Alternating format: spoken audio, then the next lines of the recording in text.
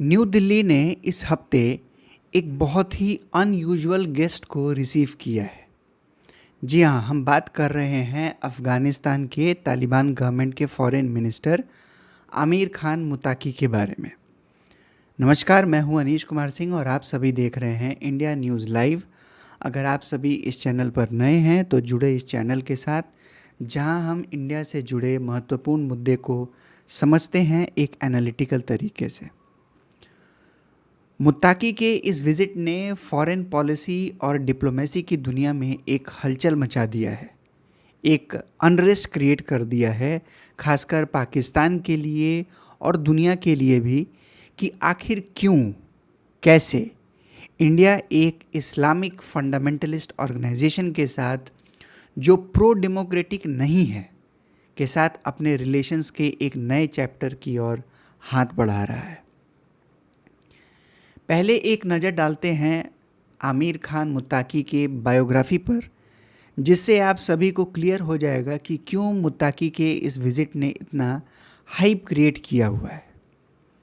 आमिर खान मुत्ताकी का जन्म 7 मार्च 1970 को अफ़गानिस्तान के हेलमंड प्रांत में हुआ था। कम्युनिस्ट कूप और सोवियत इन्वेजन के बाद 9 वर्ष की आयु में ही वो पाकिस्तान चले गए, जहां उन्होंने विभिन्न मदरसों में धार्मिक और पारंपरिक शिक्षा को प्राप्त किया। 94 में जब तालिबान आंदोलन देश में उभरा, तब उन्होंने इस आंदोलन में शुरुआत से ही एक सक्रिय रूप से भाग लिया।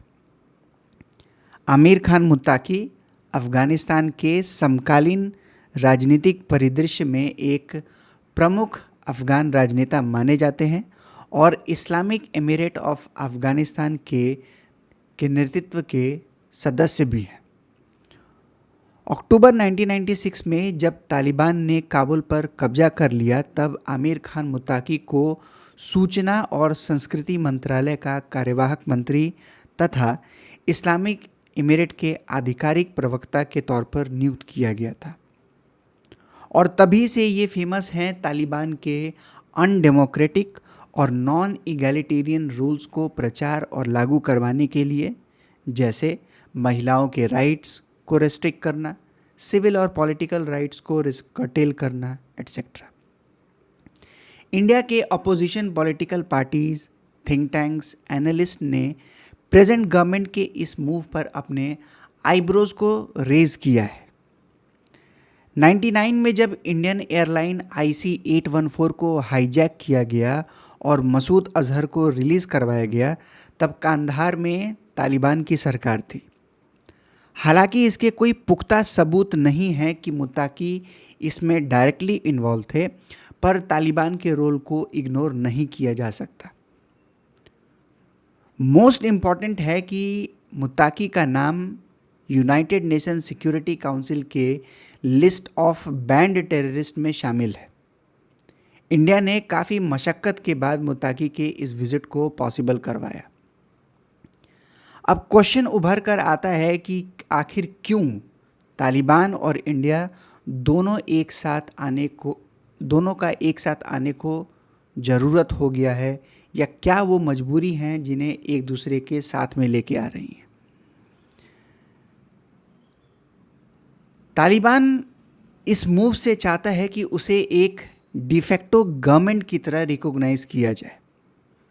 अभी तक सिर्फ रशिया ने ही तालिबान की सरकार को रिकॉग्नाइज किया है। इस पर कई फॉर्मर डिप्लोमेट्स ने प्रतिक्रिया देते हुए कहा कि इंडिया को अपने मूव्स सोच समझ कर लेना होगा, क्योंकि इसमें UN के सैंक्शंस का एंगल भी है, और ये भी आगाह किया कि इससे साउथ एशिया में एक पावर रिवैलरी के इशू उभर कर आ सकते हैं। 2021 के बाद से जब तालिबान ने सत्ता को दोबारा से हासिल किया, तब से लेकर अभी तक अफ़गानिस्तान का इकोनॉमिक सिचुएशन मंदी में है। सैंक्शंस लगना, तालिबान को रिकॉग्निशन ना मिलना ट्रेड को हैम्पर करता है। तालिबान गवर्नमेंट के लिए 2 इशू सबसे बड़े हैं। पहला, पाकिस्तान द्वारा ट्रांजिट और ट्रेड रूट को क्लोज करना। पाकिस्तानी अथॉरिटीज़ ने बार बार तोकराम क्रॉसिंग पॉइंट, जो दोनों देश के बीचों के यात्रियों और गुड्स के लिए एक मुख्य द्वार है, एक मेन पॉइंट है, को बंद किया है। उन्होंने उसका कारण ये बताया है कि यात्रियों और ट्रक ड्राइवर्स के पास लीगल डॉक्यूमेंट नहीं होते हैं। इस्लामाबाद ये आरोप भी लगाता है कि तालिबान अफ़गानिस्तान में उसके दुश्मन तहरीके तालिबान पाकिस्तान यानी कि टीटीपी के नेताओं और एजेंट्स को पनाह दे रहा है, उन्हें ट्रेनिंग और आधुनिक हथियार प्रोवाइड कर रहा है ताकि वह सीमा के पार हमले कर सकें, जिसका तालिबान ने कई बार विरोध किया है। दूसरा सबसे बड़ा प्रॉब्लम है यूएस ने कई सैंक्शंस तालिबान गवर्नमेंट पर लगाए हैं। यूएस प्रेसिडेंट डोनाल्ड ट्रंप ने ये मांग की थी कि अफ़गानिस्तान में स्थित बगराम एयरबेस को दोबारा अमेरिका की सेना के हवाले कर दिया जाए। तालिबान गवर्नमेंट का कहना है कि वो यूएस को अपने लैंड्स और इंफ्रास्ट्रक्चर उनके यूज़ के लिए एक्सेप्ट नहीं करेगी, नहीं प्रोवाइड करेगी। तो इन सब इश्यूज़ को देखने के बाद समझ आता है कि तालिबान गवर्नमेंट का मूव अपना एक इकोनॉमिक इंटरेस्ट में लिया जा रहा है। साउथ एशिया में एक स्टेबल इकोनॉमी भारत के पास है। तालिबान गवर्नमेंट चाहती है कि इंडिया वीज़ा रिक्वायरमेंट्स को उनके अनुकूल करे ताकि अफ़गान स्टूडेंट्स, ट्रेडर्स और मेडिकल एड का फ़ायदा उनकी जनता को मिले और ओवरऑल इकोनॉमिक ग्रोथ को सपोर्ट करे। इंडिया ने कई बार पास्ट में अफ़गानिस्तान को ह्यूमैनिटेरियन सपोर्ट के थ्रू एड किया है। इंडिया के लिए भी अफ़गानिस्तान इम्पॉर्टेंट है। अपने turmoil neighbours, security issues, boundary dispute के कॉन्टेक्स्ट में भारत की सरकार का ये एक प्रैग्मेटिक अप्रोच अपना रही है, दुश्मन का दुश्मन अपना दोस्त। पर एक नज़र इतिहास पर डालना ज़रूरी है।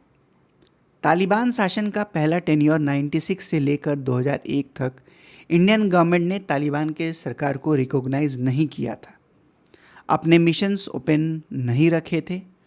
जो रेफ्यूजीज़ भागकर इंडिया आ रहे थे उन्हें शरणागति दिया गया, स्पेशली यंग वुमेन और स्टूडेंट्स को जो एजुकेशन सीख कर रहे थे।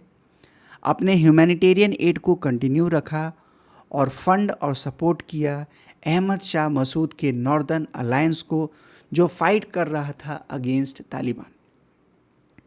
पर इस बार के मूव कंप्लीटली डिफरेंट है। इस वीडियो को सुनिए। Excellency, we have a shared interest in boosting trade and commerce. I'm glad to note the commencement of additional flights between Kabul and New Delhi. Our educational and capacity building programs have long nurtured the Afghan youth. We will expand avenues for Afghan students to pursue studies at Indian universities. Sports is another long-standing connection. The emergence of Afghan cricket talent has been truly impressive. India is glad to deepen its support for Afghan cricket. As you are aware, India has introduced a new visa module for Afghan people in April 2025. As a result, we are now issuing greater number of visas, including in medical, business, and student categories. Excellency, we have a common commitment towards growth and prosperity. However, these are endangered by the shared threat of cross-border terrorism that both our nations face. We must coordinate efforts to combat terrorism in all its forms and manifestations. We appreciate your sensitivity towards India's security concerns. Your solidarity with us in the aftermath of the Pahalgam terrorist attack was noteworthy. India is fully committed to the sovereignty, territorial integrity, and independence of Afghanistan. Closer cooperation between us contributes to your national development as well as regional stability and resilience. To enhance that, I am pleased to announce today the upgrading of India's technical mission in Kabul to the status of Embassy of India. अब question ये आता है कि आखिर क्यों new Delhi इस बार Taliban group के साथ बातचीत और होस्ट कर रहा है। एक वर्ड में अगर समझना है तो वो है प्रैग्मेटिज्म। फॉरेन रिलेशंस, डिप्लोमेसी में सिर्फ नेशनल इंटरेस्ट मैटर करता है, आइडियोलॉजी नहीं। तालिबान के पास अब लगभग पूरा कंट्रोल है अफगानिस्तान का और कोई पॉलिटिकल अपोजिशन भी नहीं है। रशिया के अलावा चाइना और कई सेंट्रल एशियन कंट्रीज़ ने अपने मिशन ओपन कर दिए हैं अफगानिस्तान में। तालिबान के टेंस्ड रिलेशन है पाकिस्तान के साथ। इस तरह से तालिबान एक एलाई के तौर पर देखा जा रहा है। इंडिया के कई सारे प्रोजेक्ट्स स्टॉल्ड हैं अफगानिस्तान में, जिसे इंडिया रिज्यूम करना चाहता है। तो कुल मिलाकर देखा जाए तो इंडिया का तालिबान लीडर को होस्ट करना भारत के नेशनल इंटरेस्ट को रिफ्लेक्ट करता है। अब नज़र डालते हैं कि क्या इन सभी मूव से इंडिया के लिए कोई प्रॉब्लम क्रिएट हो सकता है। तो पहला, इंडिया का स्टैंड ऑन टेररिज्म। यूएन के सैंक्शन लिस्ट पर होने के बावजूद इंडिया ने स्पेशल वेवर के थ्रू इस मीटिंग को ऑर्गेनाइज किया। ऐसे ही वेवर्स इंडिया के दुश्मन भी इस्तेमाल कर सकते हैं। दूसरा पॉइंट है इंडिया का स्टैंड ऑन माइनॉरिटीज़ राइट। एक तरफ बांग्लादेश और पाकिस्तान में हिंदू और सिख पर होने वाले एट्रॉसिटीज़ के लिए इंडिया वॉसिफेरस कैंपिंग करता है, तो वहीं जब तालिबान के रूल में सिख और हिंदू के ऊपर अत्याचार होते हैं तो इंडियन गवर्नमेंट साइलेंस मेंटेन करती है। तीसरा है violation of human rights, women, children, decline of education. Her point पर इंडिया ने साइलेंस मेंटेन रखा है। चौथा है सबसे बड़ा, इंडिया के रेपुटेशन का डैमेज।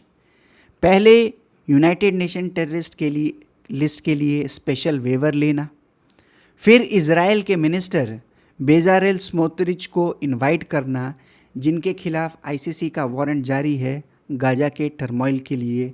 ये अपने आप में एक डाइवर्सिफाइड, एक दोहरा पिक्चर प्रेजेंट करता है। तो अंत में एक सवाल उभरता है आप सभी के लिए। इस इंसिडेंट को भले ही गवर्नमेंट ने एक प्रैग्मेटिक अप्रोच की तरह दिखाया है, लेकिन इंडिया का पहचान एक मोरल लीडर के तौर पर भी रहा है।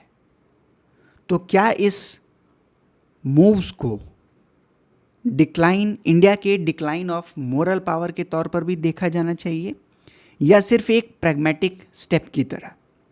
अपने व्यूज़ कमेंट में लिखिए।